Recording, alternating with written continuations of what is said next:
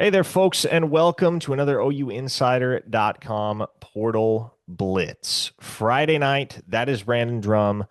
I am Parker Thune, and we are tracking sheer chaos in the transfer portal. That's what it is, Brandon. This is not the job we signed up to do when we entered the industry and when we made the Yeah. decision to cover college football and more specifically OU football. What you're looking at in this day and age is a game that more resembles the NFL than the college football that we had come to known, that we had all come to know growing up, and the only college football that we had ever known up until about 3, 4 years ago. So Yep. it's crazy. It continues to be so. Information changes on a dime. Uh, Information becomes obsolete very quickly. We're doing the best that we can to stay on top of it for all of you and especially our subscribers over at OUinsider.com, which is the place to be for comprehensive transfer portal, recruiting, and team intel if you're an OU football fan. But we were discussing before we hit record where we should begin here. And Brandon said, Hmm. well, just rip the band aid off. Let's start with the bad news. The bad news since we last recorded, Donovan McCulley, who was trending towards a commitment to Oklahoma, has instead committed to Michigan. The Wolverines winning a heads up battle with the Sooners for the talented transfer wideout from Indiana. Reggie Virgil, the talented transfer wideout from Miami of Ohio, is trending towards Texas Tech as we sit here tonight. Now, uh, as we record, there is no public commitment from Reggie Virgil, but the buzz is definitely on the Red Raiders there. Yep. The Rice offensive tackle, Ethan Onion, was the number one offensive lineman in the portal per Rivals that Oklahoma had been in on from the jump ever since he entered. He is no longer set to visit OU this weekend. Ohio State, Oregon, and Iowa heavily involved for him. And then the Sooners did get Ethan O'Connor on campus, the transfer cornerback from Washington State and a stellar football player, but they let him leave. He's now at Miami. A visit to Iowa is tentatively on the books for this weekend as well. But Brandon, we sit here on Friday night. Oklahoma has no portal commits yet in this cycle. Obviously, they're coming at some point, but Mhm. knee jerk reaction to just how long it has taken for the Sooners to get on the board here. I think the obvious answer to that, the rhetorical answer to that is it sucks if you're an Oklahoma fan. It sucks if you're OU. Look, it's never going to be easy in this day and age. Oklahoma's 6-6. They do not have a quarterback outside of Michael Hawkins for next year right now and Jet New, right? So players are going to look at that and they're like, proof has got to be in the pudding. Yeah, you're a really good offensive coordinator, Ben Arbuckle. You've developed a lot of receivers, you've developed quarterbacks, whatever. But you're not in the Pac-12, you're not in the Mountain West, you're now in the SEC. You gotta show us where's the dude at quarterback. And for our money, Michael Hawkins is going to be a dude, right? Before his career's over, he's going to be a dude. But can you convince players that the other players that are from around the country that that's the case? You need Mateer to just go ahead and get in the damn portal and announce. Life will be a lot easier for Oklahoma when that happens, or if that happens, to be more, precise. It will be so much more easy. And until it happens, guess what? Oklahoma's just treading water. They're dog paddling. They're trying to do everything they can to stay afloat and play the waiting game, because that's essentially what's going on, right? They're just playing the waiting game.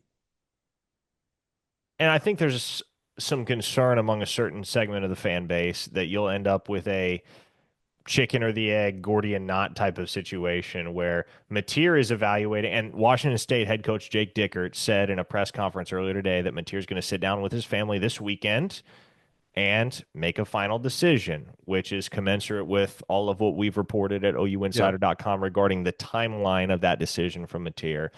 And and I don't even know what the proper descriptor would be, but something of a standoff where Mateer is hesitant to get in the portal and come to Oklahoma because OU doesn't have any wide receivers, and OU has trouble recruiting wide receivers in the portal because there's no quarterback in place yet. Mm-hmm. So that's what everybody fears. I mean, that's doomsday scenario. That's where things really, really become difficult for Oklahoma.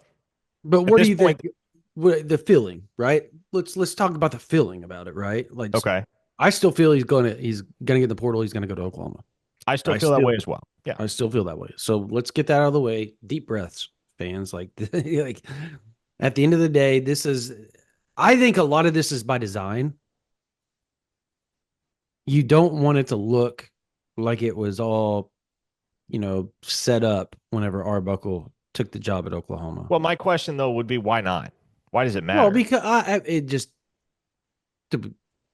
the red tape at Oklahoma is a little bit harder to come by and get around than it is at most other places, correct?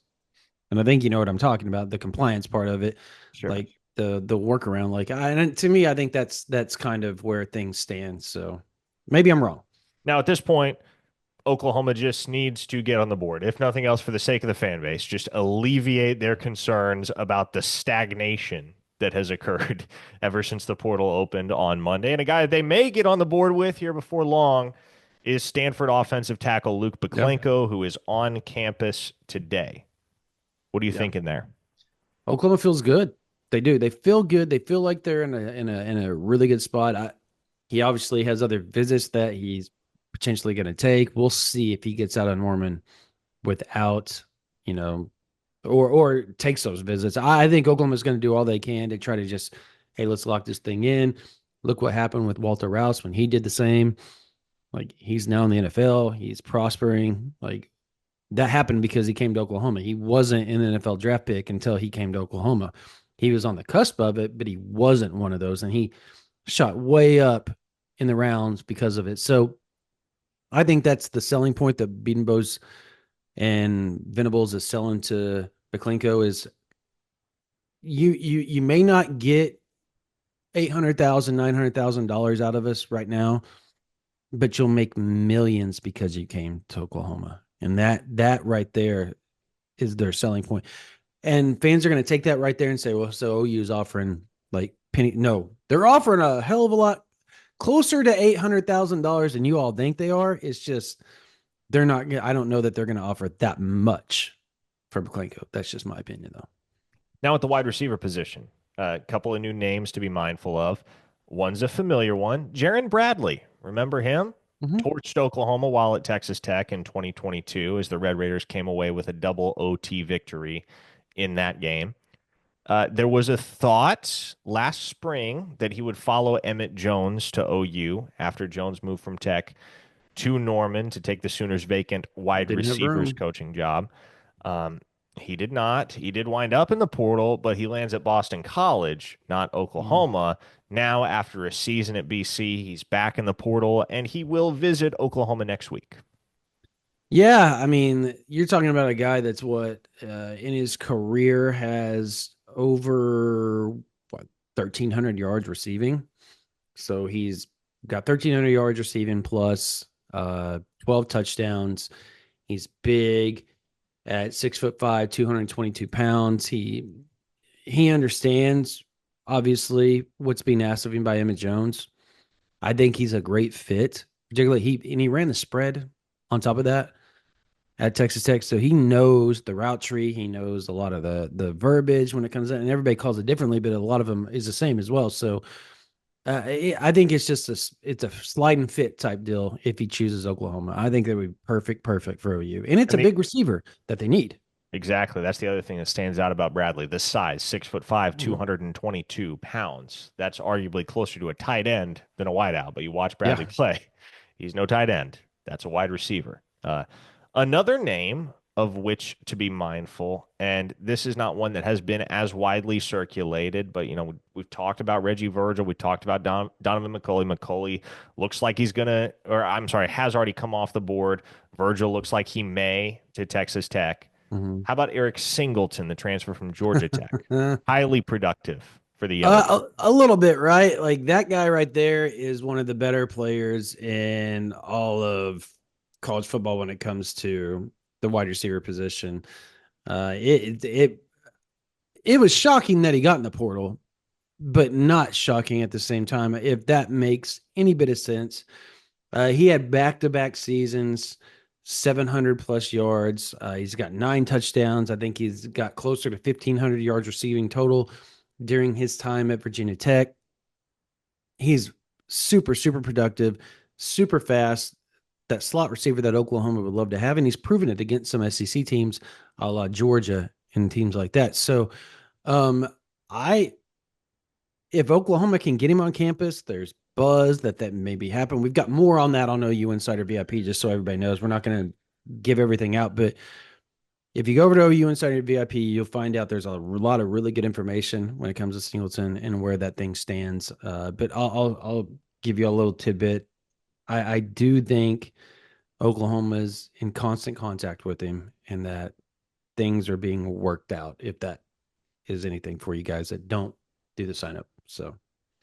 Since we last recorded, another name has come into focus, and this is on the defensive side of the ball. The Sooners obviously going to host a couple of transfer defensive linemen in David Blay from Louisiana Tech Yeah. and Rashawn Lawrence from Stony Brook. Those two guys play defensive tackle. But as we have discussed previously, Brandon, the Blay Sooners does not have a love, visit set up, by the way. No visit set up for Blay yet. not yet, Not yet. that is in the works. Yes. Um, But at the defensive end position, we've discussed the fact that Oklahoma would love to add a high end impact type guy at that position. And that may very well be former 5-star and former Georgia Bulldog, former Florida State Seminole, former almost Oklahoma Sooner, Marvin Jones Jr. Yeah, if Oklahoma can get him on campus, I think they have a really good shot. He was virtually committed to Oklahoma out of high school. The night before Lincoln Riley left, or the day that Lincoln Riley left, they were literally in the airport about to get on their airplane to head to Oklahoma for a final unofficial visit, not an official, unofficial visit because they had already taken their official. Oklahoma, and basically just seal the deal and say they're going to be Sooners. Jamar Kane had to call him, tell him, do not get on the plane. Things are not sounding good right now. So he obviously had to flip on how he was going to finish up his recruitment. He ends up at Georgia, plays for them. I believe they played for the national title his freshman season, and then he goes to Florida State, and he was really good. He had 4.5 sacks. He was one of the more productive defensive ends and defensive players, but that team was just in disarray. So he's looking to get out, and he's a legacy at Florida State. So that's He the other is. interesting part. But Dad was a Chavis is, great yeah, linebacker. yeah. Chavis is talking to him. They've been in communications with his mom, his dad, with Marvin Jones Jr. I can confirm that 100%. They're working on things. If a visit sets up, we will have that over there on OU Insider VIP, but they are doing all they can. And that's the one position on defense that you really feel that Oklahoma is blank checking it, if you will, at the defensive end spot. So just something to watch out there. How about the specialists, Brandon? Sooners in the market for a transfer kicker and a transfer punter. They already hosted Kennesaw State transfer punter Jacob Ulrich. Mm-hmm. Sounds like things are proceeding according to plan there, and that he may very well soon be an Oklahoma Sooner. And they are set to host Western Kentucky transfer kicker Lucas Carnero. So could be potential ammunition coming in the specialist room, as Oklahoma is obviously losing both starting punter Luke Elzinga and the two guys that attempted field goals, both of the guys that attempted field goals for Oklahoma in 2024, in Zach Schmidt and Tyler Keltner. So across the board, Brandon, the Sooners on the verge of getting things rolling, even if it's not with the positions where you feel like you got to have somebody or you got to have multiple guys. Because right now, Yeah. the most immediate, most obvious need is at wide receiver. The Sooners are going to have to stockpile there.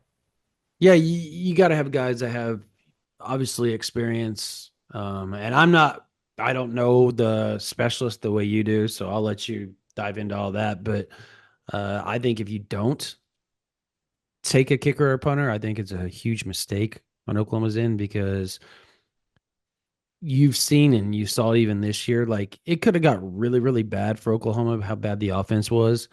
And Elzinga saved their butt time and again by flipping the field back to help the defense out and not make them have to defend such a short field. and elongate the field essentially. So those are so critical. And then some of the games Oklahoma lost, field goals.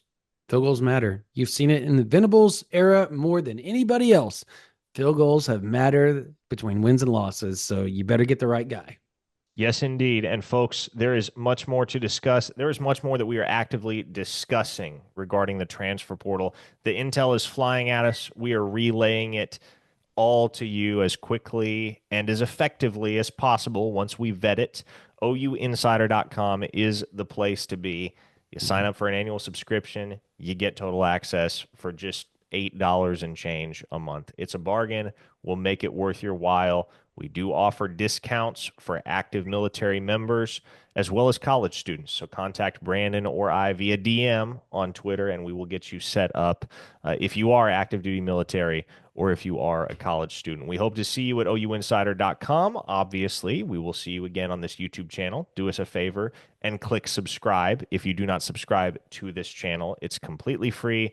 All it does is help us out. And we will be back in the not too distant future with more transfer portal intel and discussion for you here at OU Insider. Take it easy.